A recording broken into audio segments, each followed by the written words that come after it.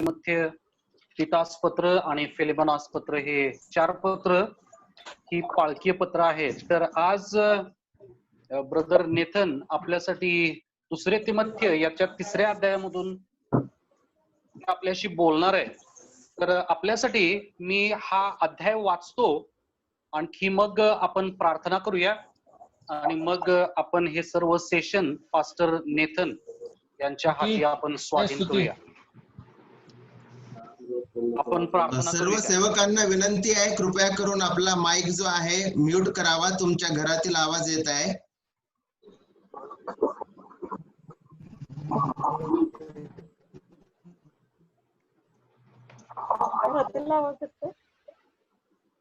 Okay. आपण वचन वाचूया आणि मग आपण प्रार्थना करूया. शेवटल्या काळी कठीण दिवस येतील हे समजून घे, कारण माणसे स्वार्थी,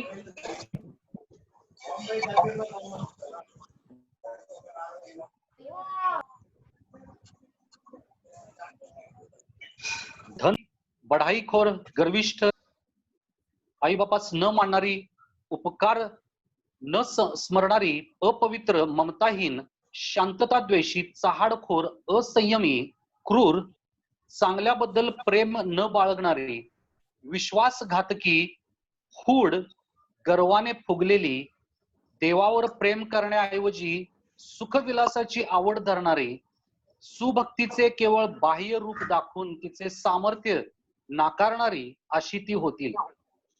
त्यांच्यापासूनही दूर राहा. त्यांच्यापैकी असे काही लोक आहेत की जे घरात हळूच शिरून पापांनी भारावलेल्या नाना प्रकारच्या वासनांनी बहकलेल्या, सदा शिकत असूनही सत्याच्या ज्ञानाला कधी न पोचणाऱ्या अशा भोळ्या स्त्रियास वश करीतात. यान्नेस व याम्ब्रेस यांनी असे जसे मोशेला अडविले तसे हेही सत्याला अडवितात. हे लोक भ्रष्ट बुद्धीचे बनलेले व विश्वासासंबंधाने पसंतीस न उतरलेले असे आहेत. तरी हे अधिक सरसावणार नाहीत, कारण जसे त्यांचे मूर्खपण उघड झाले तसे ह्यांचेही सर्वांना उघड होईल.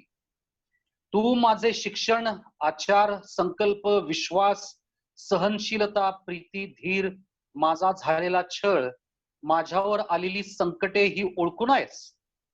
मला अंत्युखियात, इकुन्यात व लुस्त्रात जे काही झाले ते व मी जो छळ सहन केला तो तू ओळखून आहेस. त्या सर्वातून प्रभूने मला सोडविले. ख्रिस्त येशूमध्ये सुभक्तीने आयुष्यक्रमण करावयास जे पाहतात त्या सर्वांचा छळ होईल, आणि दुष्ट व भोंदू माणसे ही दुसऱ्यास फसवून व स्वतः फसून दुष्टपणात अधिक सरसावतील. तू तर ज्या गोष्टी शिकलास व ज्यांविषयी तुझी खात्री झाली आहे त्या धरून राहा. त्या कोणापासून शिकलास हे, आणि बालपणापासूनच तुला पवित्र शास्त्राची माहिती आहे हे तुला ठाऊक आहे. ते ख्रिस्त येशूमधील विश्वासाच्या द्वारे तुला तारणासाठी ज्ञानी करावयास समर्थ आहे. प्रत्येक परमेश्वर प्रेरित शास्त्रलेख, सद्बोध, दोष दाखविणे, सुधारणूक, नीतिशिक्षण याकरिता उपयोगी आहे, ह्यासाठी की देवाचा भक्त पूर्ण होऊन प्रत्येक चांगल्या कामासाठी सज्ज व्हावा. देवाची स्तुती असो. यावेळेस आपण प्रार्थना करूया. आणखीन हे जे आपलं सेशन आहे ते सेशन आपण प्रभूच्या हाती स्वाधीन करूया. या आपण सर्वजण प्रार्थना करूया. आमच्या धन्यवाद देतो, तुझी स्तुती करतो तुझ्या कृपेबद्दल, तुझ्या दयेबद्दल, आणि सर्वात महत्वाचं म्हणजे तुझ्या वचनाबद्दल. गौरवी परमेश्वरा, आम्ही यावेळेस तुला धन्यवाद देतो, कारण आज सुद्धा तुझ्या वचनाच्या द्वारे तू आमच्याशी बोलतोस, आमच्याशी तू संवाद साधतोस प्रभू परमेश्वरा. आणि तुझ्या वचनाच्या द्वारे तू आमच्या अंतःकरणाला साध घालतोस, आमच्या अंतःकरणाला प्रेरित करतोस, उत्तेजित करतोस गौरवी पित्या. आणि म्हणून यावेळेस आम्ही प्रार्थना करतो की कृपा करून तू आमचं सहाय्य कर. आणि विशेष प्रार्थना करतो प्रभू ब्रदर पास्टर नेथन इडा या आमच्या बंधूकरिता, की तू कृपा करून त्यांच्या मुखाद्वारे तू आमच्याशी बोल आणि आमचं आध्यात्मिक उन्नती व्हावी याकरता तू आम्हाला कृपा आणि दया पुरव, हीच मी तुझ्या चरणाजवळ प्रार्थना विनंती करतो. गौरवी पित्या, आजची संपूर्ण वेळ तू आमच्यासाठी आशीर्वादित कर. ज्या ठिकाणी आम्हाला शिस्त लावण्याची गरज आहे, आवश्यकता आहे, त्या ठिकाणी आम्ही स्वतःला शिस्त लावावी.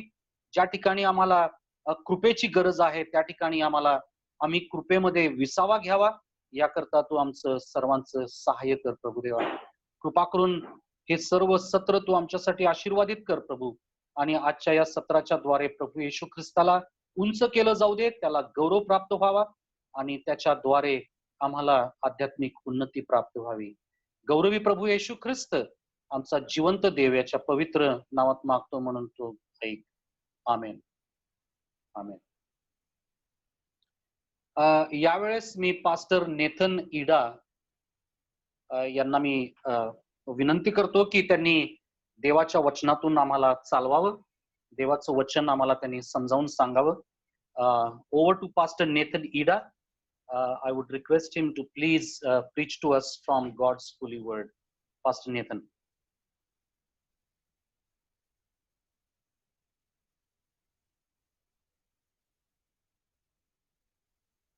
Hello.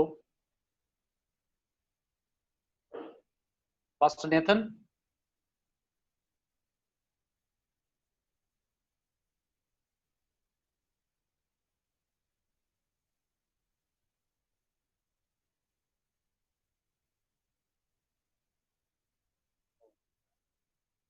Brother Mangesh.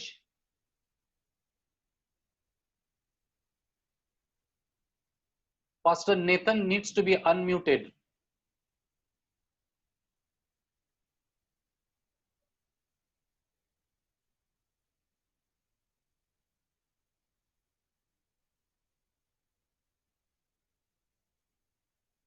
Brother Mangesh.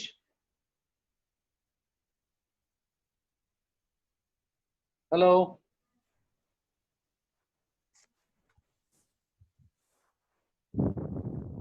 Brother Vineet. Yes, I'm trying to search his profile. 1 second. Okay. His name is on that? Yes, he is. Yes, yes, found it. Oh.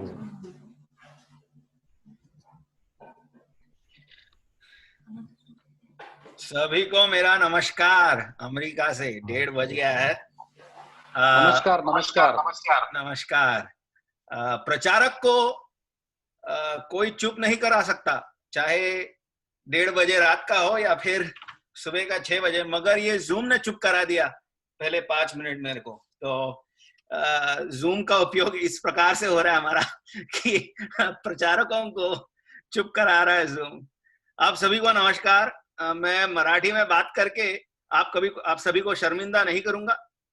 मैं मुंबई का रहने वाला हूं, वैसे भी हमारा भाषा कुछ ठीक नहीं है, हिंदी हो या मराठी, तो इसलिए मैं केवल हिंदी का प्रयोग करूंगा आज, ठीक है। और इतना आनंद हो रहा है मुझे कि 25 हमारे प्रचारक हमारे साथ इस पवित्र अध्ययन में मग्न होने वाले हैं। और हमारी आशा यही है कि प्रभु के इन 3 किताबों में से हम इतने सारे भंडार, इतने सारे सीखे कि हमारे जो मिनिस्ट्री सेवकाई में हमें लाभदायक होगा। ये हमें इसका सोच भी नहीं सकते हम, इतना लाभदायक होगा ये हमारे लिए, ये 3 किताबें। तो इसे हमने क्यों चुना, इसके बारे में आज मैं प्रचार करने वाला बोलने वाला हूँ कि हमने क्यों सोचा कि भैया ये 3 किताबें हम प्रचारकों के साथ एक साथ बांटे और प्रचारकों को प्रोत्साहित करें, सेवकाई में उनको प्रोत्साहित करें। ये 3 किताबों को क्यों चुना, इसके बारे में आज मैं वार्तालाप करने वाला हूँ। और क्रिकेट के टर्म में अगर कहे तो आज मुझे थोड़ा सा हाफ वॉली मिल गया मुझे, ठीक है। तो हाफ वॉली का हम क्या करते हैं, अगर हम सचिन तेंदुलकर है तो हाफ वॉली का सिक्सर मारना चाहिए, लेकिन भैया हम रहे 11th डाउन, ठीक है। तो हमारा हाफ वॉली भी शायद 1 रन ही मिल पाएगा हमको, ठीक है। लेकिन प्रभु के अनुग्रह के ऊपर हम आधारित होंगे प्रभु के महिमा के लिए कर रहे हैं, ये सब हमारे बारे में नहीं है। तो हमारा पूरा ज्ञान और पूरा मनन प्रभु के इस वचन पे होना चाहिए। तो 3 मुख्य मुद्दे हैं मेरे आज, 3 मुख्य मुद्दे कि हम इन 3 किताबों के ऊपर हमें ज्ञान क्यों लगाना चाहिए, इसके ऊपर मनन क्यों करना चाहिए प्रचारक होने के नाते। भाइयों मैं आपसे कहना चाहता हूं कि आपके कलीसिया का समस्या बाहर से नहीं आने वाला है। आपके कलीसिया का समस्या आपका सिद्धांतों से शुरू होने वाला है। तो लोग कोई आपके फाइनेंस के ऊपर काबू नहीं करने वाले, आपके मिनिस्ट्री के नाम के ऊपर काबू नहीं करने वाले। सबसे बड़ी समस्या आपको आपके किताबों के सिद्धांतों के ऊपर होगा, बाइबल के सिद्धांतों के ऊपर होगा। जब आपके खुद के सदस्य या आपके जाने माने लोग जो आपके साथ काम किए करते थे, जैसे कि पौलुस के साथ चंद लोगों ने काम किया, जब वो लोग बाइबल को छोड़ दूसरे सिखाते हैं, तब आपके कलीसियाओं में समस्या आएगा। और यही नहीं, बाइबल के सिद्धांत केवल हमारे ज्ञान बढ़ाने के लिए नहीं दिए गए हैं। बाइबल के हमारे सिद्धांत जो है हमें आत्मिकता में और क्रिस्त को और भी अच्छी तरह से देखने के लिए दिए गए हैं, ताकि हम क्रिस्त को जान सके, क्रिस्त के साथ और भी प्रेम में बढ़ सके और क्रिस्त को हमारे जीवन से दर्शा सके। इसलिए ये सिद्धांतों को दिया गया है। तो भाइयों और बहनों, बहन तो नहीं है, सभी भाई ही है। तो भाइयों, हमारे सेवकाई में हम में से बहुत सारे लोग शायद काम कर करके थक गए भैया। और आजकल तो कोरोना के बारे में लोग कह रहे कि चंद लोग कहते हैं कि भैया आपने बंद क्यों कर दिया आपने चर्च, सरकार से घबरा रहे क्या? धैर्यता में रहो भैया, कलीसिया को खोल दो। प्रभु यीशु मसीह कलीसिया को कौन क्या कर सकता है? चंद लोग कहते हैं कि भैया नहीं बंद रखो, आपको क्या लोगों से प्रेम नहीं है? हमारे बूढ़े बुजुर्ग को मारना है क्या कलीसिया खोल के? तो इतने सारे विशेष टिप्पणियां आते हैं। सभी लोग डॉक्टर बन जाते हैं आजकल भैया, हमें बताने लगते हैं कि भैया ये करो वो करो, कोरोना का ये उपयोग है। इसी प्रकार से आपके कलीसिया में सभी लोग थियोलॉजन हैं, सभी लोगों को बाइबल के बारे में आपसे अधिक जानकारी हो सकती है, लेकिन हमारा मन क्रिस्त के ऊपर बाइबल के आधार पर मग्न होना चाहिए। तो ये मेरा सबसे मुख्य संदेश आज का ये है कि भैया मेरा ये जो 40 मिनट दिए गए हैं, इसमें मैं आपको प्रोत्साहित करना चाहता हूं कि इन 3 किताबों के ऊपर आप ध्यान दें, इन 3 किताबों को ऊपर आप मनन करें और इन 3 किताबों को आपके जीवन में क्रिस्त के निकट ले जाए। यही हमारी आशा है। तो आज का पहला मुद्दा ये है कि इन 3 किताबों के ऊपर हमें इसलिए मनन करना चाहिए क्योंकि पहली बात तो ये तीनों किताबें हमारे 66 किताबों में से एक किताब है, ठीक है? तो ये बाइबल का एक हिस्सा है। अब ये बाइबल का एक हिस्सा कलीसिया का इतिहास में हो चुका है। अभी हमें इतना पता है कि ये प्रभु का प्रेरित किताब है, ये मनुष्य ने लिखा है, प्रभु ने दिया है, मगर कलीसिया के इतिहास में चंद चीजें की दिखाई दिए है इन किताबों में, जिसे दिखलाया गया है कि इसमें पवित्र वचन के चरित्र है। तो उसमें से चंद चरित्र ऐसे हैं कि पहली बात तो क्या ये किताबें अधिकारी किताबें हैं, प्रभु के अधिकार से दिए गए किताब है।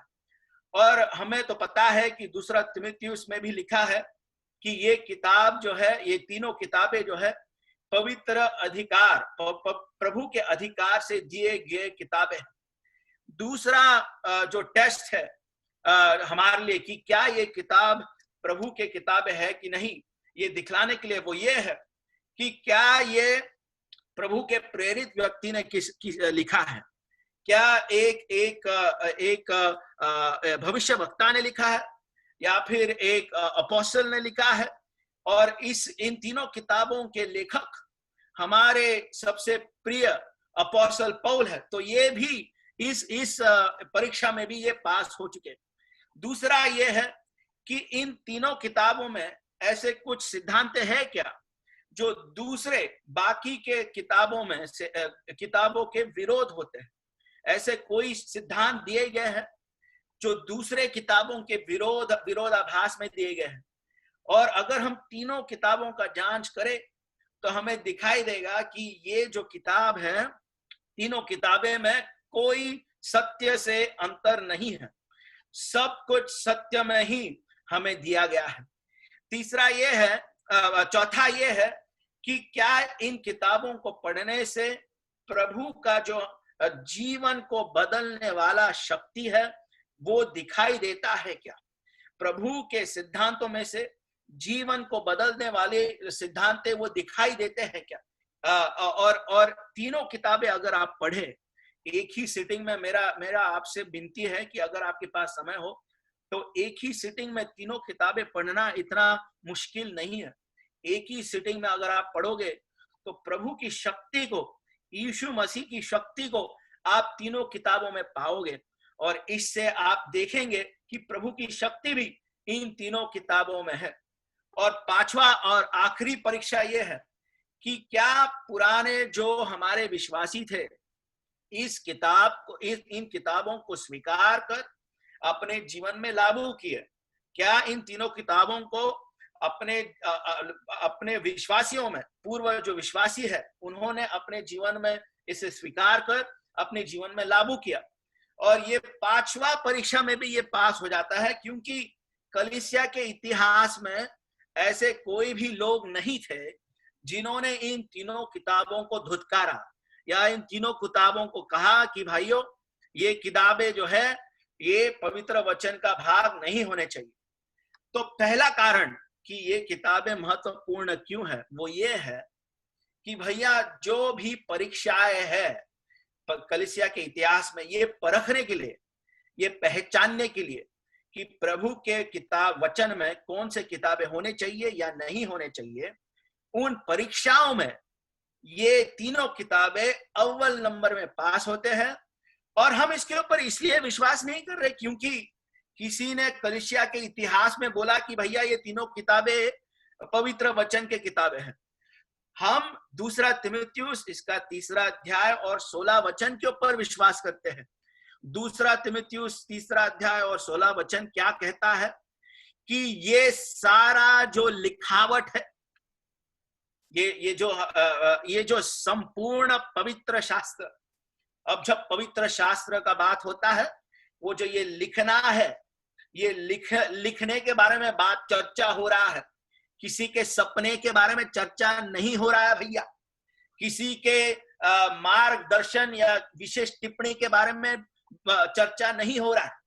चर्चा इस लिखाई के बारे में हो रहा है कि ये सारा जो लिखाई है ग्रीक भाषा में एक दोनों शब्दों को एक साथ जुड़ाया गया है, ये बताने के लिए कि ये सारा पवित्र शास्त्र परमेश्वर की प्रेरणा से रचा गया है। अच्छा, ये परमेश्वर की प्रेरणा का मतलब क्या है? क्या इसका मतलब यह है कि जैसे कवि एक खूबसूरत औरत से प्रेरित होकर कविताएं लिखता है, क्या उसी प्रकार से प्रभु प्रेरित होकर अपने अंदर से कविताएं और इतिहास लिख रहे हैं? क्या ये प्रेरणा के क्या ये डेफिनेशन बनता है? या प्रेरणा यहाँ पर पवित्र शास्त्र, संपूर्ण पवित्र शास्त्र परमेश्वर की प्रेरणा से रचा गया, इसका मतलब क्या है?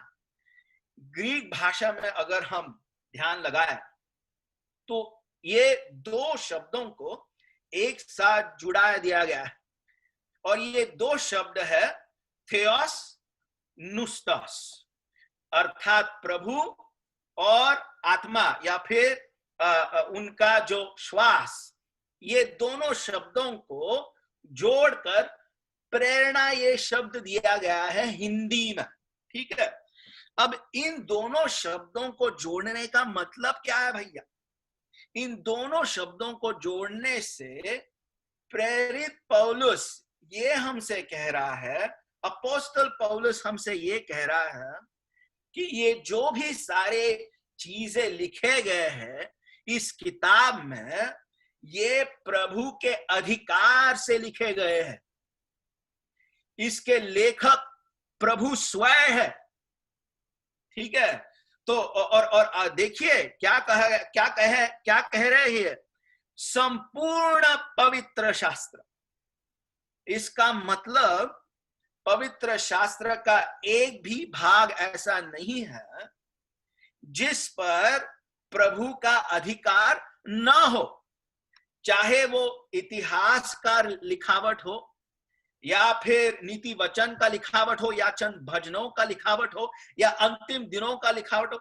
जो भी किताबें जो 66 किताबें हमारे सामने दिए गए हैं, इनमें से हर एक किताब में प्रभु का अधिकार है। प्रभु ने स्वयं अपने अधिकार से ये लिखा है। और ये हमें ये हमारे लिए महत्वपूर्ण क्यों है? क्योंकि देखिए 16वां वचन, संपूर्ण पवित्र शास्त्र परमेश्वर की प्रेरणा से रचा गया है और उपदेश और समझाने और सुधारने और धर्म की शिक्षा के लिए लाभदायक है। संपूर्ण प्रभु का ये वचन हमारे लिए लाभदायक है भाइयों। और ये कौन कह रहा है? अपोस्टल पौलुस कह रहा है हमसे। पौलुस ने लिखा है ये सब, और पौलुस कह रहा है कि भाइयों, आपके लिए ये पूरा पवित्र शास्त्र जो है, ये प्रभु ने प्रभु के अधिकार से दिया है, ताकि आप जो है इससे लाभ पाए, आपके खुद के व्यक्तिगत जीवन में ही नहीं मगर आपके कलीसिया के जीवन में भी, और धर्म की शिक्षा के लिए लाभदायक है। 17 वचन इसका कारण बताते हैं, ताकि परमेश्वर का जन का अर्थ यहां पर प्रभु का व्यक्ति है कि नहीं? प्रभु का जो व्यक्ति या प्रभु का चुना गया व्यक्ति, अर्थात प्रभु का इसके ऊपर अधिकार है। प्रभु के बारे में ये सोचता है, प्रभु की महिमा के लिए कार्य करता है। तो प्रभु के व्यक्ति के लिए परमेश्वर के जन सिद्ध बने।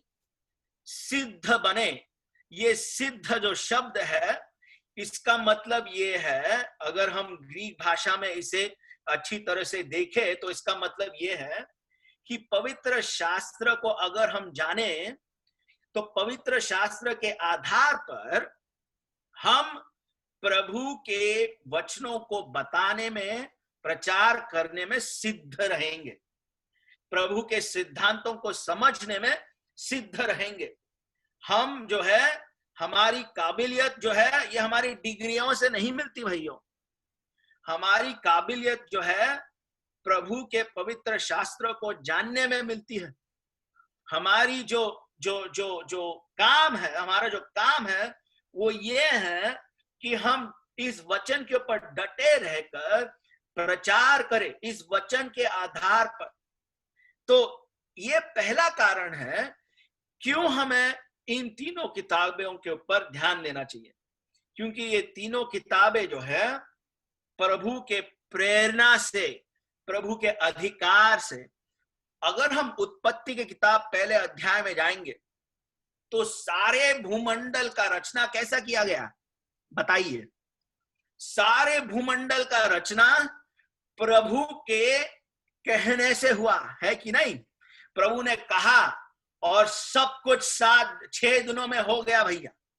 जो कुछ आपका नजर जिस पे जाएगा, जिस विषय के बारे में आप सोच सकते हो और नहीं भी सोच सकते, इस सारे भूमंडल की रचना प्रभु ने अपने कहने से किया, अपने शब्दों से किया भाइयों। और प्रभु के इन शब्दों में उस प्रकार की शक्ति है, ठीक है? जो कुछ आपका ध्यान जहां पर भी जा सकता है, चाहे आप आइंस्टाइन हो या आइंस्टाइन के पिता, सारे सोच का रचना करने वाला एक श्वास से चंद घंटों में सारे दुनिया का रचना किया, और उसी अधिकार के आधार पर सारे भूमंडल का रचना करने वाला के शब्दों के द्वारा हमें ये बाइबल मिला है। इसलिए हमारे जो रिफॉर्मर है, हमारे जो महाराष्ट्र के पासबान है, हम एक सिद्धांत के ऊपर डटे रहते हैं, और वो है कि केवल वचन के आधार पर हम सिद्धांत मानेंगे, और केवल वचन के आधार पर हम हमारे कलीसिया या व्यक्तिगत जीवन जिएंगे। भाइयों, मुझे ये बताने की जरूरत नहीं है कि महाराष्ट्र में बहुत सारे लोगों को बहुत सारे सपने आते हैं, भाइयों, है कि नहीं? बहुत सारे सपने आते हैं, बहुत सारे ऐसे अगर हम ध्यान लगाकर पढ़कर अगर प्रचार कर रहे तो भैया पवित्र आत्मा उसमें नहीं है। अरे कौन पढ़ाई करके प्रचार करता भैया? ऐसा किताब निकालो, पेज निकालो और हो जाओ शुरू, जो आता है मन में बोलते जाओ, है कि नहीं? और ये केवल महाराष्ट्र का बीमारी नहीं है, ये सारा भूमंडल का बीमारी है। ये अमेरिका में भी एक बंदा आया और बोला कि मेरे हिसाब से अप्रैल 20 तारीख को कोरोना का हल निकल जाएगा और वैक्सीन भी मई के अंत में आ जाएंगे। अब हंस रहे, आप लोग हंस रहे। ये बंदा ने बोला कि भैया $50 भेजो और प्रभु ये होने देंगे, है कि नहीं? भाइयों, इन लोगों के लिए नरक में एक स्पेशल कंपार्टमेंट है। ये लोगों ने वचन का बिजनेस करना शुरू कर दिया भाइयों। रिफॉर्मर्स जो है, हमारे जो पूर्वजे लोग हैं, चाहे वो कैल्विन हो, लूथर हो, अपने जान को लाइन में डालते हुए, पोप से भागते हुए, महीने भर एक फोर्ट में रहते हुए अकेले एकांत में ये लिखा कि ये वचन हमारे लिए काफी है। भाइयों, वचन के साथ और किसी को जोड़ने की जरूरत नहीं है। पूरी शक्ति, पवित्र आत्मा की शक्ति इस वचन में। ये वचन हमारे लिए काफी है। और ये 3 किताबों खास पासबानों के लिए लिखा गया है, कलीसिया के लिए लिखा गया है, ताकि पासबान वचन के आधार पर चाहे जो कुछ भी आ जाए उसकी सामना कर सके। भाइयों, मैं आपसे कहना चाहता हूं, मैं अमेरिका में हूं, मगर चाहे अमेरिका हो या यूरोप, भूसावल हो या बंबई, अगर आपका वचन के ऊपर आप डटे रहते हो, पवित्र वचन के ऊपर आप डटे रहते हो, आप कहीं पर भी प्रचार कर सकते हो। क्यों भैया? प्रभु के वचन को रोकने वाला कौन है? चाहे वो गोरा चमड़ी हो या काला, कोई भी पवित्र वचन को रोक नहीं सकता। पवित्र वचन में प्रभु का शक्ति है, प्रभु की प्रेरणा है। आप इसके ऊपर डटे रहो, चाहे आप जहां पर भी रहो। आजकल भाइयों बहुत सारे खबरें आ रहे हैं, मगर हमारा जो आत्मिक संतुलन है, हमारा जो दिमाग है, वचन के ऊपर डटे रहना चाहिए। ये हमारे लिए लाभदायक है। इसके अलावा और कहीं मत जाइए, वचन के ऊपर डटे रहिए, इसके अंदर ही आपको उत्तर मिलेंगे। दूसरा कारण क्यों हम इन 3 किताबों के ऊपर ध्यान दे रहे हैं, वो ये है क्योंकि इन 3 किताबों का अगर आप ठीक से अभ्यास करेंगे, अध्ययन करेंगे, तो आपको ये दिखाई देगा कि इनमें इतने सारे सिद्धांत हैं, और ये सिद्धांत केवल हमारे ज्ञान को बढ़ाने के लिए नहीं, किंतु ये सिद्धांत जो है हमारे जीवन में लागू करने के लिए दिए गए हैं। यदि हम इन 3 किताबों को मास्टर कर ले तो कई सिद्धांत हमें ये किताबों में मिलेंगे। अब मेरे पास समय नहीं है इन 3 किताबों के हर एक सिद्धांत को प्रचार करने के लिए, मगर ये तो ट्रेलर है, पिक्चर बाकी है। भाइयों, बहुत सारे हमारे भाइयों आने वाले हैं और इन 3 किताबों के ऊपर अध्ययन करने वाले हैं। तो आप आइए और सुनिए कि कितने सारे अच्छे सिद्धांत हैं इन 3 किताबों में। मगर चंद सिद्धांतों को मैं आपके सामने रखना चाहता हूं। पहले आप देखिए 1 तिमुथियुस, इसका 1 अध्याय 3 से लेकर 11 वचन। पहला तीमुथियुस इसका पहला अध्याय 3 से लेकर 11 वचन। जैसे मैंने मकिदुनिया को जाते समय तुझे समझाया था कि इफिसुस में रहकर कुछ लोगों को आज्ञा दे कि अन्य प्रकार की शिक्षा न दे। देखिए भाइयों, इफिसुस के कलीसिया में भी अन्य प्रकार के शिक्षाएं आ रहे। अच्छा, उनको सिखाया कौन? सबसे बड़ा थियोलॉजन भैया, है कि नहीं? सबसे बड़ा थियोलॉजन ने उनको सिखाया। और तीमुथियुस कौन था? सबसे अच्छा सीखने वाला शिक्षक। फिर भी लोगों ने गलत शिक्षाएं सिखाया।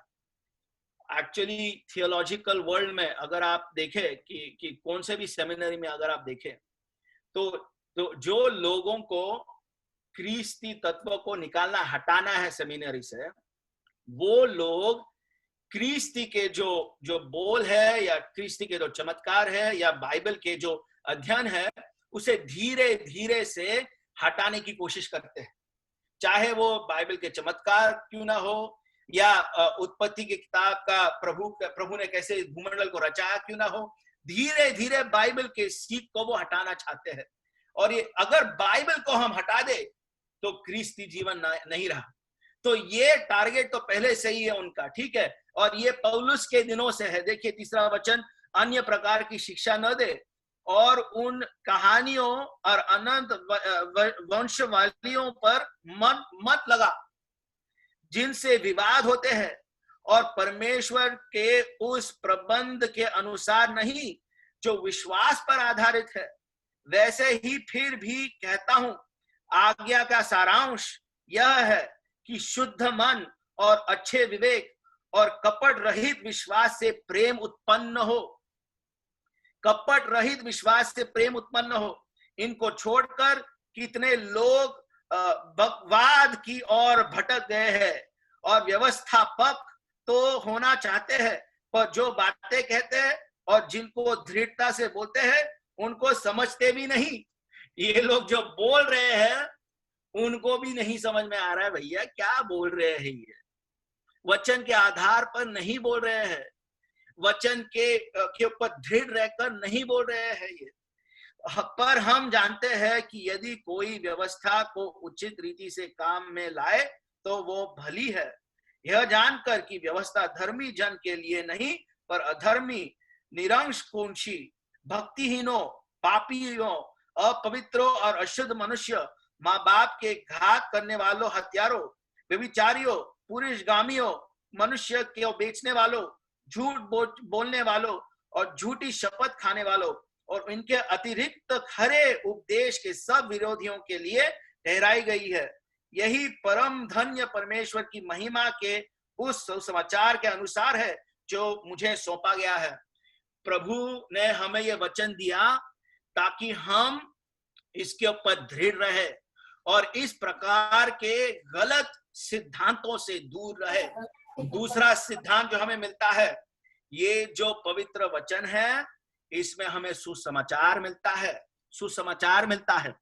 पहला तीमुथियुस इसका पहला अध्याय 12 से लेकर 16 वचन देखिए। मैं अपने प्रभु मसीह यीशु का जिससे मुझे सामर्थ्य दी है धन्यवाद करता हूं कि उसने मुझे विश्वास योग्य समझकर अपनी सेवा के लिए ठहराया है। मैं तो पहले निंदा करने वाला। पौलुस अपना पार्श्वभूमि बता रहा है। पौलुस का पार्श्वभूमि आप जानते हैं क्या कर रहा था पौलुस? स्टेफनुस का जो मृत्यु है वो किसने किया? पौलुस ने। उसका हाथ था इसमें।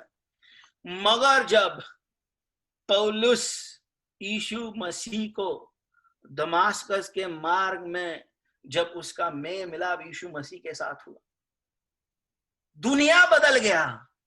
पौलुस का नजरिया बदल गया क्योंकि यीशु ही उसका सब कुछ हो गया। भाइयों, ये है सुसमाचार की शक्ति।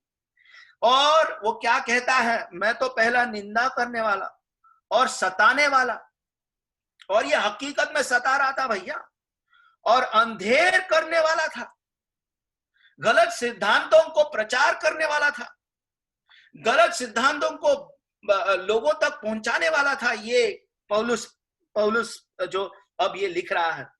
क्योंकि मैंने अविश्वास की दशा में विभिन्न समझे बुझे ये काम किए थे, और हमारे प्रभु का अनुग्रह उस विश्वास और प्रेम के साथ जो मसीह यीशु में है। देखिए भाइयों, मसीह यीशु में क्या है? विश्वास का अनुग्रह। ये अगर पासवान समझे ना तो ये जो कलीसिया के जो दशा है महाराष्ट्र में, ये पलट जाएगी। कि जो कुछ भी हम हैं भाइयों, जो कुछ भी हम हैं, जो भी ओहदा है हमारा, जो भी डिग्री है हमारा, जितना भी बैंक में अकाउंट में पैसा है हमारा, ये सभी जो है प्रभु का अनुग्रह है हमारे ऊपर। ये जो हमारे बोल है, ये प्रभु के का अनुग्रह है। हमारा आत्मा भाइयों दुर्गति में था, हमारा आत्मा दुष्ट है।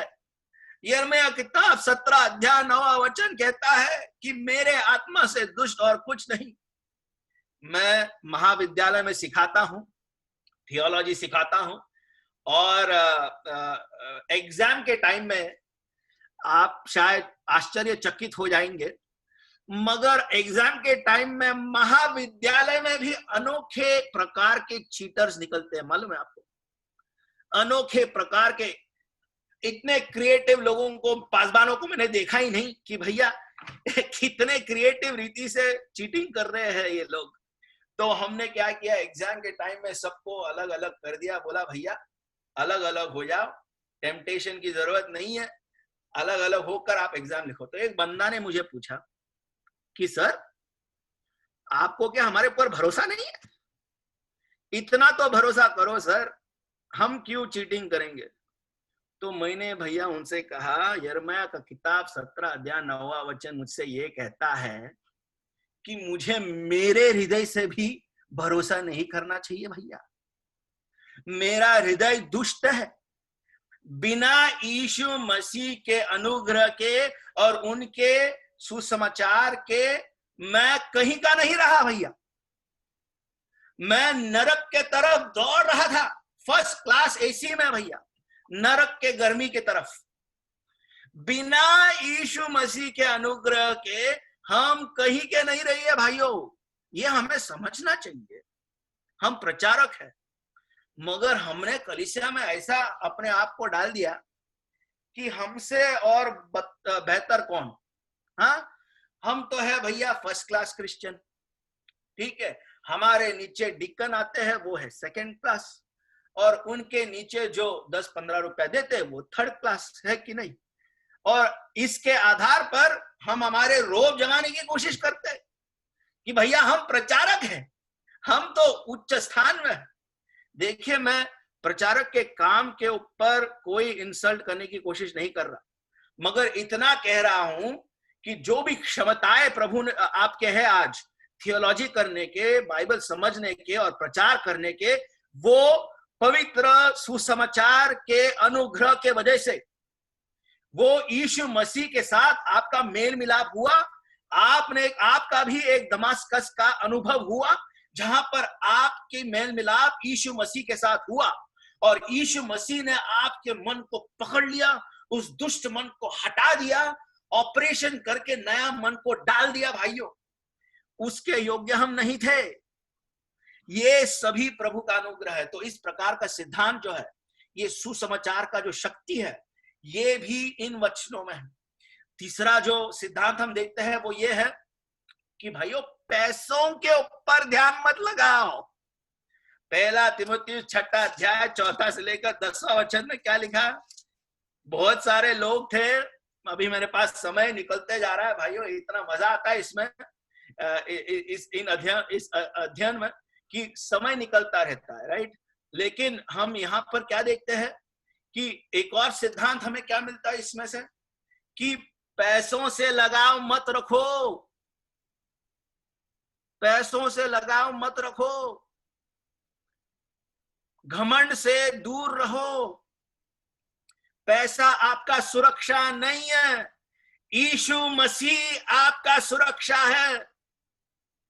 यीशु मसीह हमारा सब कुछ है। अब मैं ये नहीं कह रहा हमें पैसे की जरूरत नहीं है, मैं ये बिल्कुल नहीं कह रहा, क्योंकि आप कहोगे कि भैया आप तो बैठे अमेरिका में पैसे का जरूरत आपको भी है, हमको भी है कि नहीं? मगर पैसे का प्रेम, पैसे के लिए काम करना, सेवकाई का बिजनेस बनाना, ये दिखाता है कि आपको यीशु मसीह सबसे ज्यादा पसंद नहीं। यीशु मसीह को आपने सांता क्लॉस बना दिया कि भैया उनके जो अच्छे भेंट है वो हमें चाहिए, मगर वो जो है वो है कि नहीं इससे हमें कोई फर्क नहीं पड़ता। एक प्रचारक ने तो ये भी कह दिया, कितने सारे क्रिस्ती जो है ऐसे, अगर हम उनसे बोले कि भैया तुम अगर स्वर्ग जाओगे ना, स्वर्ग में आपको सब कुछ मिलेगा, वो सब कुछ मिलेगा जो आप चाहते हो, सब कुछ जो भी आप चाहते हो वो सब कुछ आपको मिलेगा, सिवाय एक के, स्वर्ग में आपको यीशु मसीह नहीं मिलेंगे। चलेगा क्या? ये प्रचारक कहते हैं कि भाइयों बहुत सारे ऐसे मुंह बोले क्रिस्ती होंगे जो ये कहेंगे कि भैया चलेगा ना, यीशु मसीह है कि नहीं है उससे क्या फर्क पड़ता है। नहीं भाइयों, स्वर्ग यीशु मसीह है जहां पर यीशु मसीह है वहीं पर स्वर्ग है। और हम क्या करते हैं? पैसों की लालच में काम करने वाले लोग हैं। पहला तीमुथियुस 6:4, तो वह अभिमानी हो गया। क्या हो गया? अभिमानी, और कुछ नहीं जानता, वरन उसे विवाद और शब्दों पर तर्क करने का रोग है, जिससे डाह और झगड़े और निंदा की बातें और बुरे बुरे संदेह और उन मनुष्यों में व्यर्थ रगड़े झगड़े उत्पन्न होते हैं, जिनकी बुद्धि बिगड़ गई है और वे सत्य से विहीन हो गए हैं, जो समझते हैं कि भक्ति कमाई का द्वार है। वो लोग समझ रहे हैं कि भक्ति कमाई का द्वार है, भक्ति से हम कमाई कर सकते हैं। भाइयों, अब मुझे आपको बताने की जरूरत नहीं है कितने मिनिस्ट्री इंडिया में कमाई का मार्ग देख रहे हैं। भाइयों, यीशु मसीह काफी है। तो ये तीसरा सिद्धांत जो हमें दिखाई देता है। और तीतुस के किताब में हमें ये क्रिस्ती जीवन जो है, इसमें यीशु मसीह जब हमारे जीवन में आते हैं, हमारे पूरे जीवन को बदल देते हैं, हमारे जीवन की नजरिया को बदल देते हैं कि भैया चाहे मौत आए या चाहे आंधी आए, क्रिस्त मेरे लिए काफी है, क्रिस्त ही मेरा सब कुछ है। इस प्रकार का मन होता है। तो इस प्रकार के अन्य सिद्धांत है ये किताब में। यही नहीं, ये किताब हमें ये भी बताता है कि एक पासबान जो है, मैं एक वेरी प्रैक्टिकल, एकदम प्रैक्टिकल चीज बताना चाहता हूं कि एक पासबान को अपना घर के द्वार खुले रखने चाहिए। भाई, अब मैं एकदम प्रैक्टिकल रीति से मैं बताना चाहता हूं कि जो पासबान अपना घर को खोल नहीं सकता, उसे पासबान नहीं बनना चाहिए। बाइबल में पासबान का एक जो चरित्र है वो ये है कि उसे हॉस्पिटेबल होना चाहिए, मेहमान नवाजी करना सीखना चाहिए। और अगर आप ऐसे पासबान हैं जो अपने दरवाजों को बंद रखते हैं और बोलते हैं कि भैया दरवाजे के बाहर मिलो, अंदर मत आओ, आप जो है चेले बनाना ये नहीं जानते, इसका अर्थ आप नहीं जानते। चंद लोगों का सोच है कि भैया चंद लोगों को हम दरवाजे के बाहर ही देखते हैं, दरवाजे के बाहर ही मिलते हैं। देखिए, एक पासबान होने के नाते आपका एक चरित्र होना चाहिए, एक गुण होना चाहिए कि आप मेहमान नवाजी करते हैं, लोगों को आपके घरों में बुलाकर सुसमाचार देते हैं उनको, और लोगों को खाना भी देते हैं। हाँ भाइयों, खाना भी देते।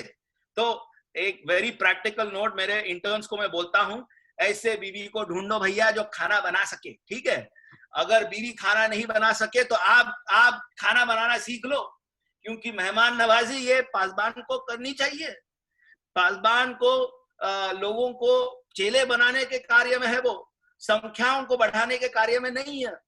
ठीक है, तो मेहमान नवाजी, तो इस प्रकार के अन्य प्रैक्टिकल सिद्धांतें भी इन किताबों में आपको मिलेंगी। मगर आखिरी मुद्दा मेरा ये है आखिरी मुद्दा मेरा ये है कि इन 3 किताबों में आपको यीशु मसीह इतनी अच्छी तरह से दिखाई देंगे।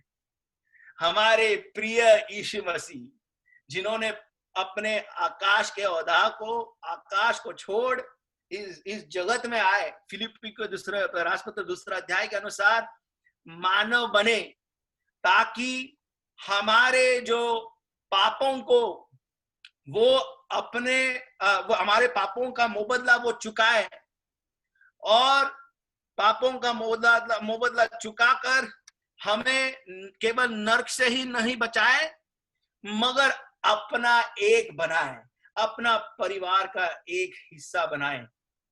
देखिए 1 तीमुथियुस 1 अध्याय 15 वचन क्या कहता है। 1 तीमुथियुस 1 अध्याय 15 वचन, यह बात सच और हर प्रकार से मानने के योग्य है कि मसीह यीशु पापियों का उद्धार करने के लिए जगत में आया, जिनमें सबसे बड़ा मैं हूं। प्रभु यीशु मसीह, पुराना नियम पूरा ये दर्शा रहा था कि एक मसीहा आएगा। अरे भैया, मसीहा आ गया, हमारा आशा देने वाला आ गया, राज्य का स्थापना करने वाला आ गया, हमारा आनंद, हमारा आंखों का तारा आ गया, और पापियों के लिए हम उसका जीवन बलिदान कर दिया, ताकि जो पापी थे एक जमाने में, प्रभु के क्रोध के योग्य थे, अब वो उनके द्वारा, उनके क्रूस के कार्य के द्वारा नीतिमान बन सके।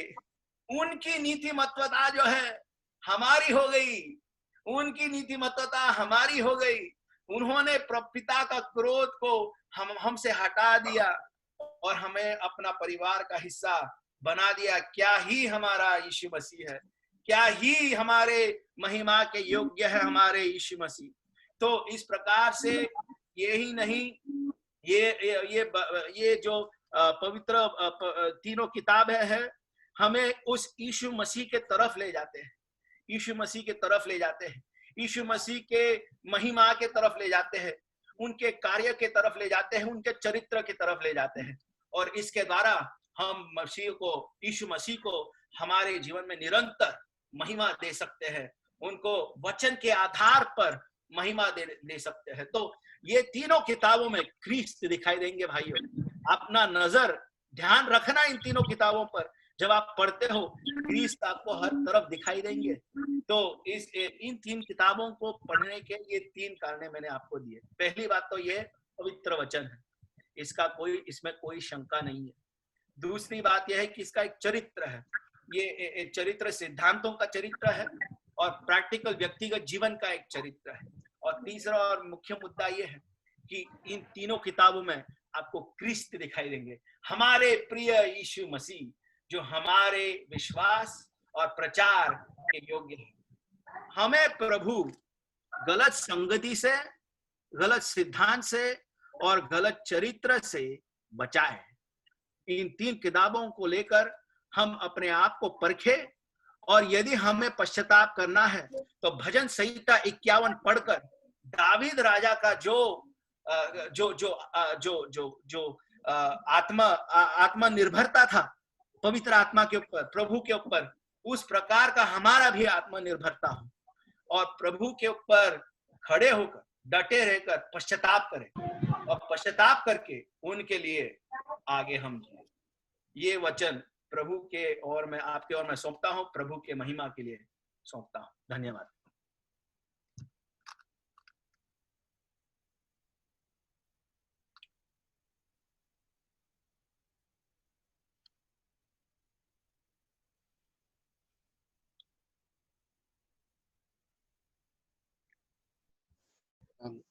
धन्यवाद पास्टर नाथन, आपने बहुत ही गंभीरता से और बहुत ही सखोलता से हमें अपने जो वचन है वो सिखाया, और उनमें कई चीजें हमारे सामने जो वचन पर आधारित है वो आपने हमारे सामने लाए। और मैं विश्वास करता हूं कि हर एक जो पासवान यहाँ पर उपस्थित है उन सभी को इससे आशीष मिला होगा। तो मैं आपका तहे दिल से शुक्रिया अदा करता हूं और अगर किसी पासवान के पास कोई सवाल है तो वो अपने सवाल यहाँ पे डाल सकते हैं, पूछ सकते हैं, अपने आप को वो अनम्यूट कर सकते हैं और अपना सवाल यहाँ पर पूछ सकते हैं. आपल्याकडे जर काही प्रश्न असतील तर तुम्ही कृपा करून ते प्रश्न पास्टर मंगेश यांच्या चॅट बॉक्स मध्ये टाकू शकता किंवा सार्वजनिक टाकू शकता किंवा काहींनी तुमचा माईक पवार साहेब हँड Yes. रेस केलेले आहेत. तर ते ब्रदर रेवनाथ कोष्टी आहेत आणि ब्रदर अमोल पवार है. तो हम लोग ब्रदर रेवनाथ कोष्टी को समय देते हैं. ओके. येस. ब्रदर रेवनाथ कोष्टी, तुमचा प्रश्न तुम्ही विचारावा. आवाज येतोय? Yes yes. एक असा प्रश्न होता की जसं आपल्याला खोट्या शिक्षणापासून मंडळीचा बचाव करायला सांगितलेला आहे आणि जर आपल्यातलाच एखादा बंधू उठून जर ते शिक्षण द्यायला लागला, जसं पास्टर नेथान यांनी सांगितलं की पहिल्या तिमोथेच्या पहिल्या अध्यायामध्ये की त्यांना ताकीद द्या आणि म्हणजे ताकीद देणं म्हणजे काय, जर समजा तो आपल्यातलाच एखादा आपल्या मंडळीचा सभासद आहे आणि तो अन्य शिक्षण देत आहे तर फक्त त्याला ताकीदच द्यावी का त्याला चर्च मधून बाजूला काढावं, तो माझा एक प्रश्न होता. म्हणजे असं कुठपर्यंत आपण ते ताकीद देण्याची आपली ती हे असायला पाहिजे नाही का. मुंबईचा भाषेत त्यांना कानाखाली काय वाजवायचा नाहीये हो.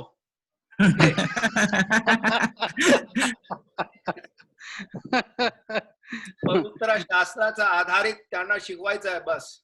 अच्छा. पण हा बोला बोला. मला असं वाटतं की मत्तईकृत शुभवर्तमान 18वा अध्याय आणि त्याच्यामध्ये जे काही प्रभू येशू ख्रिस्तानं आपल्याला मापदंड दिलेला आहे त्याचं अनुकरण आपण करणं आवश्यक आहे. याचं कारण प्रत्येक पाळक मग तो खरं शिक्षण देत असेल किंवा खोटं शिक्षण देत असेल, तो प्रथम एका मंडळीचा सदस्य आहे. ही गोष्ट आपण समजून घेणं आवश्यक आहे. आणि जर तो सदस्य आहे तर आपल्याला कळतंय की बाबा ती पाळकीय व्यक्ती आपल्याला खोटं शिक्षण देत आहे, चुकीचं शिक्षण देत आहे, तर आपण एक जबाबदार सदस्य या नात्याने त्या पालकांकडे जाणे आणि त्या पालकांना योग्य शिक्षणाबद्दल त्यांचे डोळे उघडण्याचा प्रयत्न करणे, नाही काय. जसं मत्तईकृत शुभवर्तमानामध्ये प्रभू येशू ख्रिस्त आपल्या शिष्यांना शिकवत आहे की तुझ्या बंधूनं जर तुझ्या विरुद्ध पाप केलं तर तू एकटा असताना तू त्याच्या बरोबर जा आणि त्याची कान उघडणी करण्याचा प्रयत्न कर. जर त्यांना ते ऐकलं नाही तर आणखीन दोघा तिघांना तू घेऊन जा. दोघा तिघांचं ऐकलं नाही तर चर्च समोर तुम्ही ते मांडा आणि मग त्या ठिकाणी जर चर्चचं सुद्धा जर त्यांनी ऐकलं नाही तर मग त्या ठिकाणी एक तर तुम्हीच तर बाहेर जाईल किंवा ते पाळक तरी बाहेर जातील. अच्छा. राइट. ठीक है, थैंक यू पास्टर. अच्छा, ये साधारण टाइम में होता है, लेकिन पहला कोरिन्थियुस में पौलुस ने प्रेरित होने के अधिकार पे एक व्यक्ति को निकाल बाहर करने के लिए कहा. ये तीन मार्ग का इस्तेमाल करने के लिए नहीं कहा. तो ये जो ये गलत सिद्धांत कितना गंभीर है इसके ऊपर भी आधारित है. तो ये पहले तिमुथियुस में 2 बंदों का नाम लिखा है कि भैया इनसे बच के रहो, मगर वो पौलुस प्रेरित होकर लिखा है तो इसमें हमें सावधानी परखना है कि कितने लोगों का नाम सामने रखना चाहिए. तो मत्ती रचित सुसमाचार 18 अध्याय इसका इस्तेमाल करना चाहिए, मगर जो पाप है उसकी गंभीरता के आधार पर नाना प्रकार की चीजों भी हमें करनी चाहिए, उपयोग करनी चाहिए. राइट.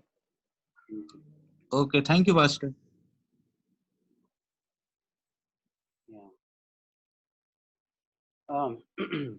आणि कोणाचा प्रश्न आहे का? Is there anybody wants to ask any question?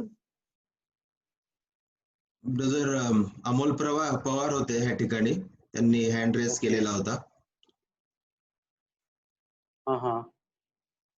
आहेत का ब्रदर अमोल पवार? अनम्यूट करा त्यांना. ओके.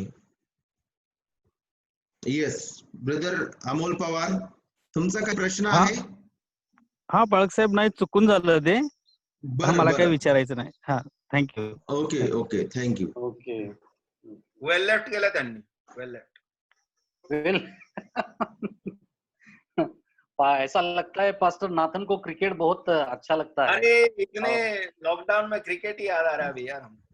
अच्छा, कोई बात नहीं, कोई बात नहीं. नहीं, पास्टर हाँ. नेथन, आपने जो हमें ये जो बहुत गंभीर प्रकार की सीख यहाँ पर आपने हमें दी है, और जिसके ऊपर हम 100% उसके ऊपर भरोसा करके हमें अपनी जी सेवकाई है, वो सेवकाई में हमें आगे बढ़ना है.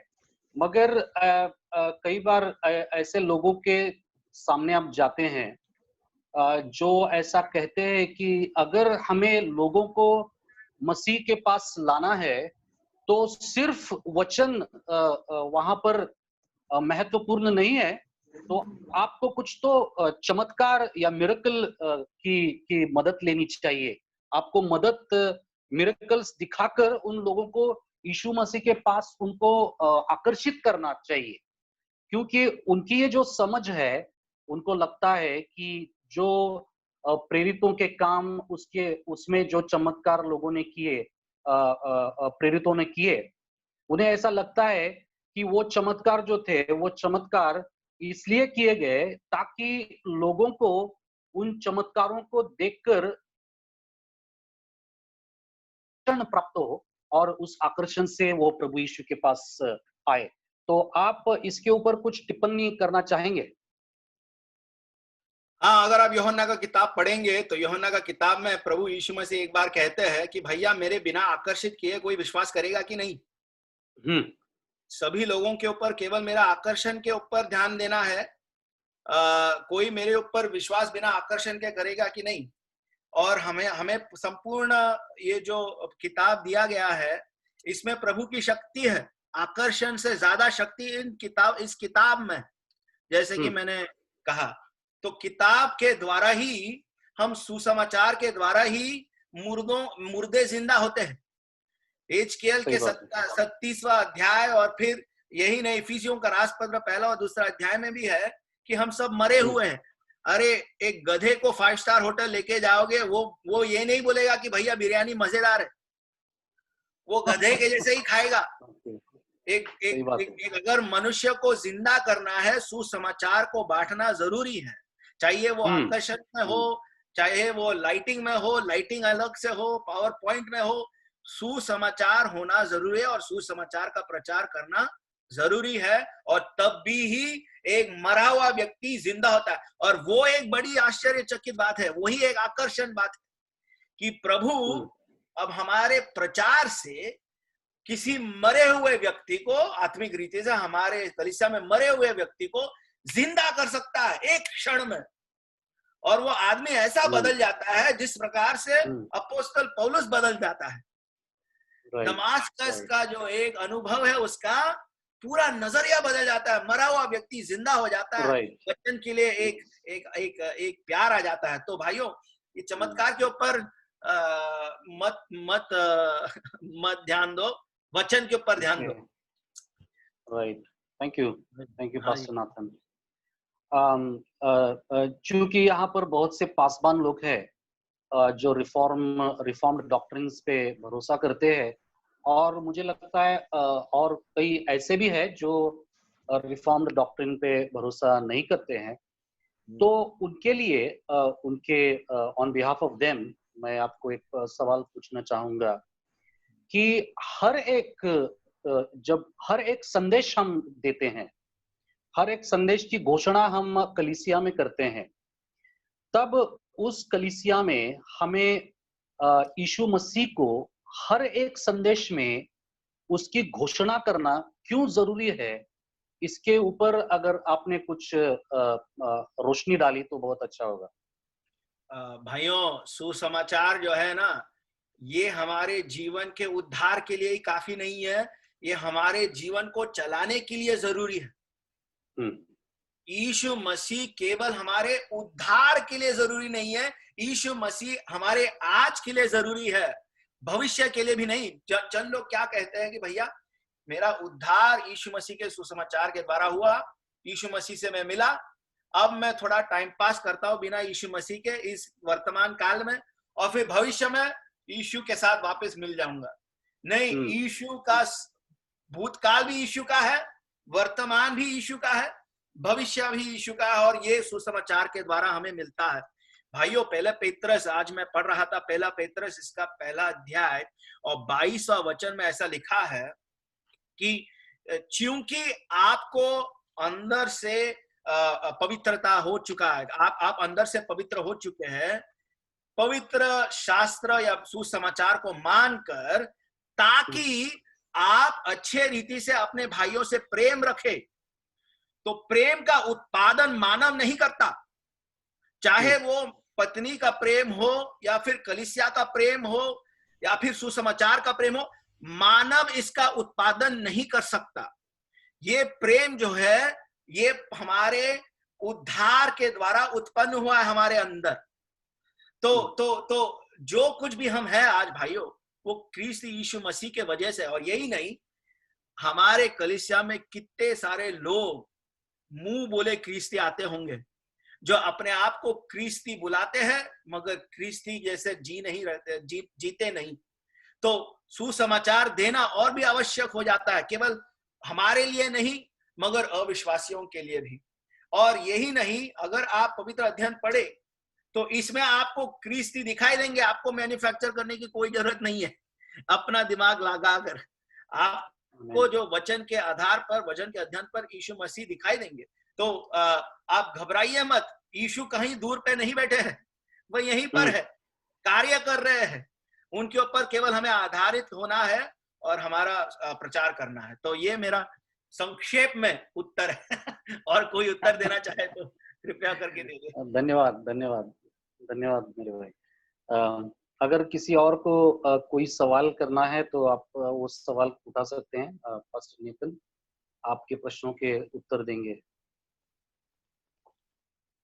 हॅलो हेलो, हाँ बोला। मला आहे ना सुरुवातीला पहिलं पत्र पहिला अध्याय आपलं नाव काय ब्रदर? विश्वास ठाकरे. सॉरी, विश्वास ठाकरे. हॅलो, विश्वास ठाकरे. पास्टर विश्वास काकडे, अहमदनगर वरून आहेत ते. पास्टर विश्वास Kakade. Yes yes yes yes pastor. पहिल्या अध्यायाबद्दल तुमचा आवाज येत नाहीये पास्टर विश्वास. येतो का आवाज आता? हा हॅलो? हाँ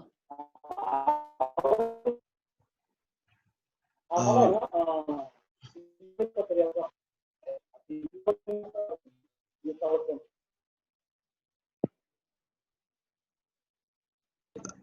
पास्टर विश्वास, तुमचा आवाज ब्रेक होतोय. तुम्ही कृपया करून चॅट मध्ये तुमचा प्रश्न टाकावा. तुमचा आवाज क्लिअर नाहीये. एक मिनिट, मी इयरफोन लावतो. हॅलो, आता तुमचा आवाज क्लिअर झालाय. Yes yes. माझा प्रश्न असा होता की तिमोथेला पहिले पत्र याचा पहिला अध्याय आणि 20 वचन जरा समजून सांगता का? 20 वचन पहिला अध्याय, पहिले तिमोथेय पहिला अध्याय 20 वचन केले आहे, म्हणजे असं का म्हणतात? Hello hello, hello. त्यात हुमनाय व अलेक्सांद्र हे आहेत. त्यांनी निंदा करण्याचे सोडून देण्यास शिकावे, म्हणून मी त्यांना सैतानाच्या स्वाधीन केले आहे. आपला प्रश्न काय आहे बंधू? Hello hello. हा मला प्रश्न असा आहे माझा की सैतानाच्या स्वाधीन केले म्हणजे कसं त्यांना? ओके, पास्टर नेथन आपके लिए सवाल है. हाँ जी. First Timothy chapter 1 verse 20. Yeah, Hymenaeus and Alexander. yeah. Yeah, and the verse at the end says that Paul has submitted them to the devil. Yeah. What does that mean? First of all मैं आपसे बताना चाहता हूँ विश्वास brother कि आप जो है ना 30 जून को ब्रदर कौशल काले के प्रचार को सुनने जरूर आना, ठीक है? 30 जून को ब्रदर कौशल काले उसका बहुत ही बेहतरीन उत्तर देंगे, है कि नहीं brother Kaushal? Am I right, brother? Yes, brother. Yes, So- I can give. No problem. I will give. हाँ, मगर इतना Yes. इतना कहना है कि प्रश्न ऐसा उठता है कि अगर किसी का उद्धार होता है वो उद्धार छीन जाएगा कि नहीं? नहीं, किसी का उद्धार छीन नहीं जा सकता। एक बार कोई उद्धार पाता है वो अनंत काल तक उद्धार ही रहता है उसका, ठीक है? क्योंकि उसका उद्धार उसके ऊपर निर्भरित नहीं है, यीशु मसीह उसे पकड़े रहता है भैया, ठीक है? तो उद्धार तो वैसे ही है। अभी ये जो शैतान के और उन्होंने दे दिया, इसका मतलब ये जो हाइमेनियस और सिकंदर अलेक्जेंडर, ये अगर सिद्धांतों के विरोध में काम कर रहे थे, गलत चरित्र से काम कर रहे थे, मतलब शैतान का काम कर रहे थे वो।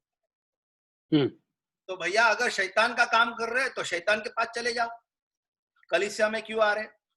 तो अब इसके उनके उद्धार के बारे में कुछ लिखा नहीं है यहाँ पर लेकिन इतना लिखा है कि उन्होंने गलती कर दिया और शैतान की ओर सौंप दिया। अभी जब किसी को शैतान की ओर सौंपते हैं तो इसका मतलब उसका आशा का किरण बुझ चुका है। अब किस प्रकार का आशा का किरण मालूम नहीं, राइट? यहाँ पर उद्धार नहीं लिखा है, लेकिन उद्धार हो सकता है। मुमकिन है कि ये लोग दुष्ट लोग हैं और गलत कारण सेवकाई में आए हैं, तो इसलिए प्रभु ने उन्हें उनकी जो बंदे का चरित्र है वो एक ना एक दिन दिखाई देगा। बंदे या जो असली चरित्र है वो एक ना एक दिन दिखाई देगा, और ये दोनों का चरित्र दिखाई दिया है। तो ये मेरा अनुवाद है। Pastor Kaushal, if you want इस टू ऐड पे थोड़ा रोशनी डालना चाहते हैं, आपकी अनुमति हो पास्टर नेथन? प्लीज प्लीज तो प्लीज। जो फ्रेज यहाँ पे इस्तेमाल की है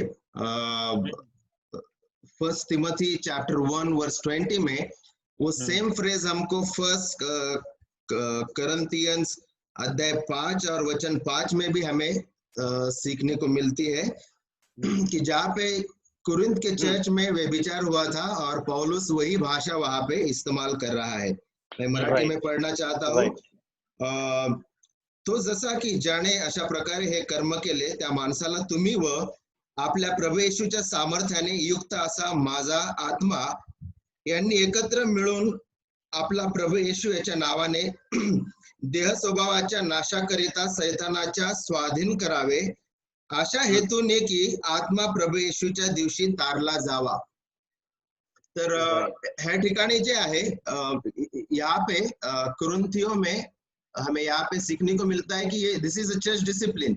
फिर से एक बार ये मंडली कलीसिया के अनुशासन के बारे में यहाँ पे कहा गया है। और कुरिन्थ के मंडली में इस प्रकार का पाप हुआ था कि एक बंदा जो है व्यभिचार में है और पौलुस उस अनुशासन कर रहा है वहां पे, और मंडली जो है उसे, मंडली को कह रहा है पौलुस कि उसे मंडली के बाहर निकालो।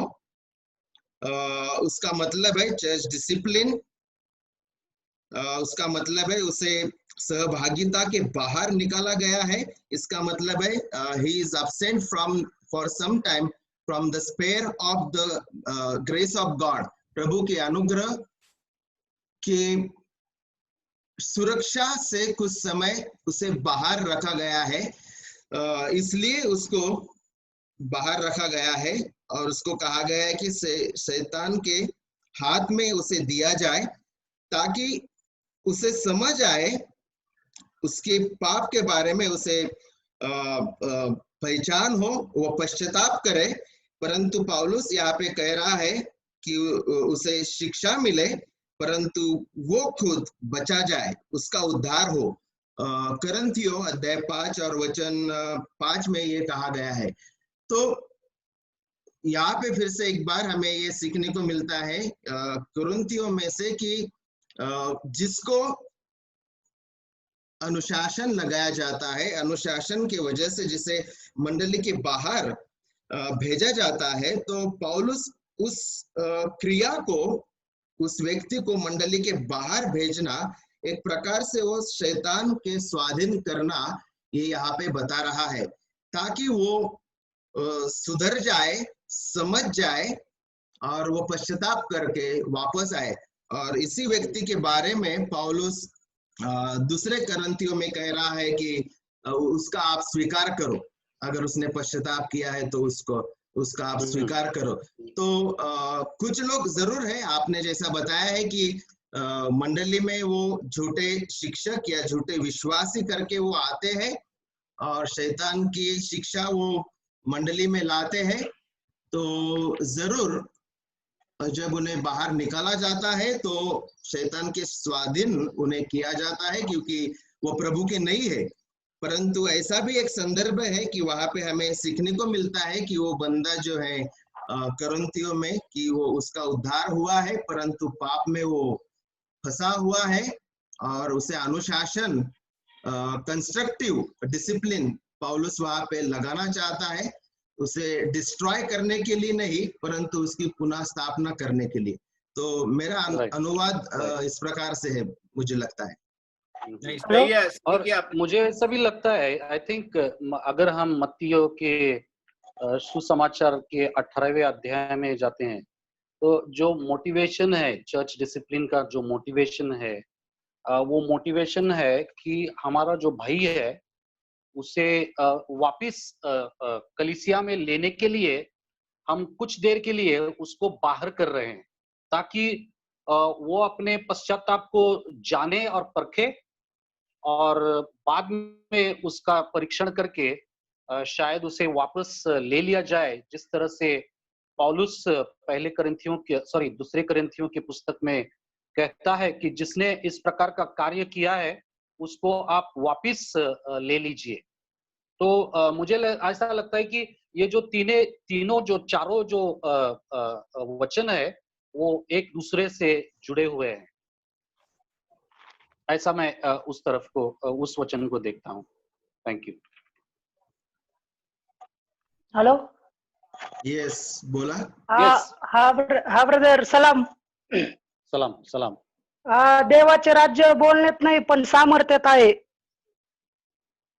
हॅलो हॅलो, हा हा, देवाचे राज्य बोलण्यात नाही पण सामर्थ्यात आहे.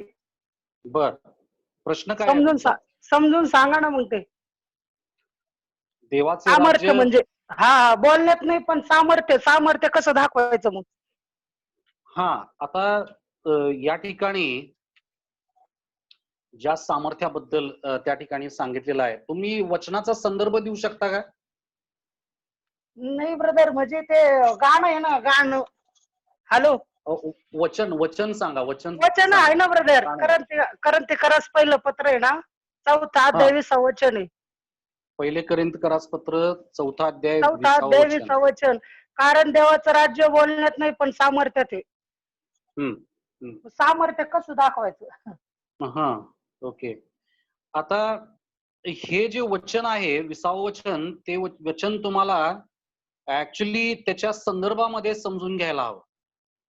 ठीक आहे, आपण पहिल्यांदा बघायला पाहिजे की प्रेषित पाऊल कशाबद्दल त्या ठिकाणी बोलत आहे. 16व्या वचनापासून आपण सुरू करूया. ह्यास्तव मी तुम्हाला विनंती करीतो की तुम्ही माझे अनुकरण करणारे व्हा. ह्या कारणास्तव मी तिमोथेला तुमच्याकडे पाठविले आहे. तो माझा प्रिय व प्रभूच्या ठाई विश्वासू पुत्र असा आहे. मी सर्वत्र प्रत्येक मंडळीत शिकवितो, त्याप्रमाणे ख्रिस्तातील माझ्या शिक्षण पद्धतीची आठवण तो तुम्हास देईल. मी तुम्हाकडे येत नाही असे समजून कित्येक फुगले आहेत, तरी प्रभूची इच्छा असली तर मी तुमच्याकडे लवकरच येईन. तेव्हा फुगलेल्यांच्या बोलण्याकडे पाहणार नाही, तर त्यांच्या सामर्थ्याकडे पाहीन. आता ज्या सामर्थ्याबद्दल प्रेषित पाऊल या ठिकाणी बोलत आहेत, ते सामर्थ्य कुठल्या चमत्काराविषयी सांगितलेलं नाहीये. या ठिकाणी जेव्हा आपण सुवार्ता घोषित करतो, सुवार्ता सांगतो लोकांना, त्यावेळेस त्या सुवार्तेच्या द्वारे लोकांच्या जीवनामध्ये परिवर्तन येतं. आणि ज्या प्रकारे ते परिवर्तन येतं ते सुवार्तेचं सामर्थ्य आहे. ज्या सुवार्तेच्या सामर्थ्याबद्दल प्रेषित पाऊल रोमकरास पत्र याचा 1 अध्याय ठीक आहे, रोमकरास पत्र याचा पहिला अध्याय आणि मला वाटते 16व्या वचनामध्ये त्या ठिकाणी तो सांगत आहे कारण मला सुवार्तेची लाज वाटत नाही, कारण विश्वास ठेवणाऱ्या प्रत्येकाला, प्रथम यहुद्याला मग हेल्लेण्याला, तारणासाठी ती देवाचे सामर्थ्य आहे. लक्षात घेऊया आपण की हे ज्या सामर्थ्याबद्दल त्या ठिकाणी पाऊल बोलत आहे ते सामर्थ्य तारणाबद्दलचं सामर्थ्य आहे. तो सुद्धा एक प्रकारचा अतिशय महान आणि गौरवी चमत्कार आहे. परंतु या ठिकाणी डोळ्याचं पारणं फेडणारं अगदी नाट्यमयरित्या काहीतरी गोष्टी घडून याव्यात अशा प्रकारच्या चमत्काराबद्दल पाऊल त्या ठिकाणी बोलत नाही आहे. तर हे हे जे सामर्थ्य आहे ते सामर्थ्य जीवनामध्ये सुवार्तेच्या द्वारे बदल घडवून आणणाऱ्या सामर्थ्याबद्दल त्या ठिकाणी प्रेषित पाऊल बोलत आहे. मी आशा करतो की तुम्हाला त्याचं उत्तर मिळालं असेल. आणखी जर कोणाला सांगायचं असेल ह्या प्रश्नाचं उत्तर तर त्यांचं स्वागत आहे. Hello sir. येस, मी मंडलिक म्हणून बोलत आहे अहमदनगर वरून. हा बोला. माझी विनंती असेल की जे काही प्रश्न उपस्थित होत आहेत त्याच्याबद्दल हा आणि इतर पण शिक्षक वर्ग आपल्या सोबतीला आहे, जसे रायराम सर आहेत, कौशल काळे सर आहेत, क्लेपा आवळे सर आहेत, विनीत सर आहेत, अर्पण बागची सर आहेत, पुष्कळ टीचर वर्ग आहे. हो, जर कृपा करून ते जरी सहभागी झाले, त्यांनी जरी उत्तर दिले तरी पण अधिक आम्हाला त्याचा उलगडा होईल. माझी विनंती आहे. काही हरकत नाही. मी तसंच त्याचमुळे म्हटलं की आपल्यामध्ये बरेच पालक वर्ग आहेत, जर त्यांना आणखीन या प्रश्नाचं उत्तर द्यावयाचं असेल तर ते देऊ शकतात. Nathan sir, thank you. आपण आम्हाला मार्गदर्शन केलं आणि इतर शिक्षक वर्गाला देखील माझी प्रभूमध्ये विनंती आहे की ज्या वेळेस प्रश्न उपस्थित होतील त्यावेळेस आम्हाला तुम्ही उलगडा द्यावा कृपा करून, की जेणेकरून आध्यात्मिक उन्नतीसाठी सोपं जाईल. हो हो, धन्यवाद. धन्यवाद सर, थँक्यू. आणखी कोणाला काही प्रश्न असतील तर कृपा करून तुम्ही विचारू शकता प्रियानो.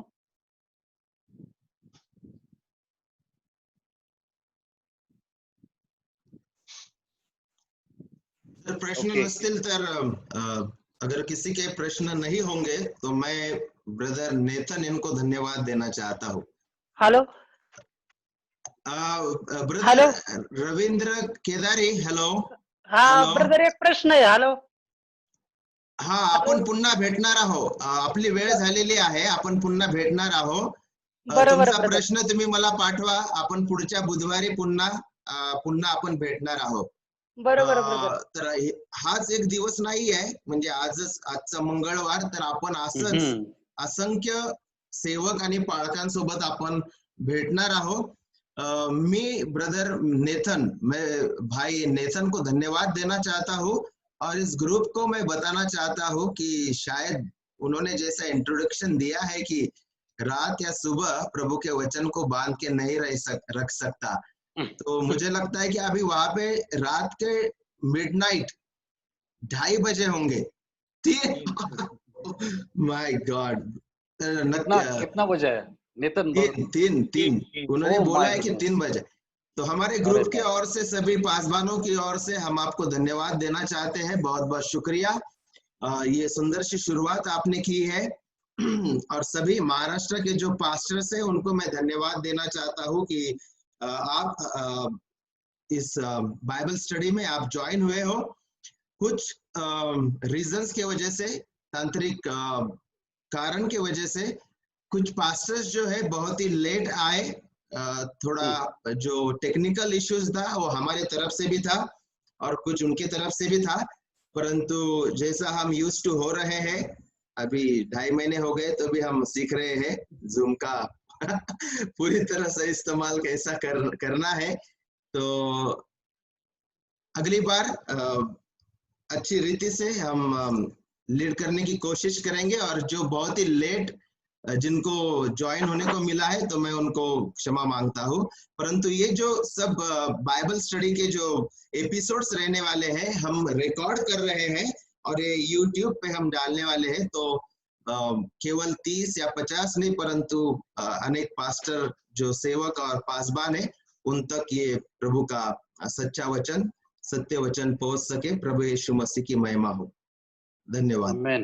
धन्यवाद Yes. धन्यवाद। अभी इस समय धन्यवाद। पास्टर कौशल है, हमें प्रार्थना में वो चलाने वाले हैं। Okay, let's pray. Pastor Kaushal, आपल्यामध्ये 3 पास्टर्स जे आहेत ते प्रार्थना करणार आहेत। ओके, तर ओके, येस ठीक आहे. येस, तर तुम्ही Alright. कोणालाही अपॉइंट करू शकता त्याकरिता। येस,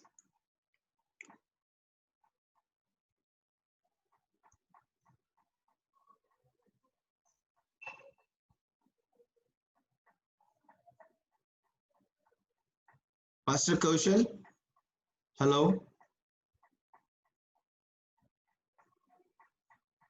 पास्टर कौशल आहे? पास्टर कौशल, परमेश्वराच्या मुखातून निघणाऱ्या प्रत्येक वचनाने जगेल। दयाळू पित्या, तुझ्या या वचनाबद्दल आम्ही तुला धन्यवाद देतो प्रभू, कारण तुझं वचन हे आमची शिदोरी आहे, तुझं वचन आमची भाकर आहे प्रभू देवा। आणि त्या वचनाच्या द्वारे तू आमचं मार्गदर्शन करत आहेस, त्या वचनाच्या द्वारे तू आम्हाला चालवत आहेस। दयाळू परमेश्वरा, आमची प्रार्थना विनंती आहे की कृपा करून येणाऱ्या प्रत्येक दिवसामध्ये तुझ्या वचनावर विश्वास ठेवून आम्ही आमचं जीवन जगावं। जे काही आज आम्हाला शिकवण्यात आलेलं आहे पवित्र पित्या, त्या वचनाचे केवळ आम्ही ऐकणारे न होता त्या वचनाचे आम्ही जगणारे व्हावं, याकरता तू आम्हाला कृपा करून सहाय्य पुरव। तुझ्या सिद्धांतांवर, तुझ्या सत्य सिद्धांतांवर आम्ही जगावं। तुझे पवित्र वचनातील जे सिद्धांत आहेत प्रभू, ते सिद्धांत आमच्यासाठी आमचा प्राण आणि आमचा जीव असा व्हावं। प्रभू परमेश्वरा, जे सिद्धांत तुझ्या वचनाच्या द्वारे आम्हाला तू शिकवलेले आहेस, त्या सिद्धांतांचं सुशोभीकरण आम्ही करावं, त्या सिद्धांतांचं सौंदर्य आम्ही आमच्या पवित्र जीवनाच्या द्वारे इतरांना दाखवावं, याकरता तू कृपा करून आमचं सहाय्याने मार्गदर्शन कर। पवित्र पित्या, जे सर्व पाळक वर्ग या ठिकाणी सहभागी झालेले आहेत, ज्या सर्वांना तुझ्या या वचनाच्या द्वारे चालवलं जात आहे प्रभू, त्याबद्दल आम्ही तुझी स्तुती आणि तुझं गौरव करतो। पवित्र पित्या, ज्या ज्या वेळेस आम्ही अशा प्रकारे भेटू त्या त्या वेळेस प्रभू आमचं तुझ्यावरचं प्रेम वाढलं जावं, याकरता तू आमचं विशेष मार्गदर्शन कर। आमचा धन्य तारणारा प्रभू येशू ख्रिस्त याच्या गौरवी आणि पवित्र नावात मागतो म्हणून तो ऐक। आमेन। आमेन आमेन। ब्रदर निलेश प्रार्थना करतील आणि त्यानंतर शेवटची प्रार्थना जी आहे आपल्यामध्ये अंकल आहेत, विजय ससाने अंकल, शेवटची प्रार्थना ते करतील।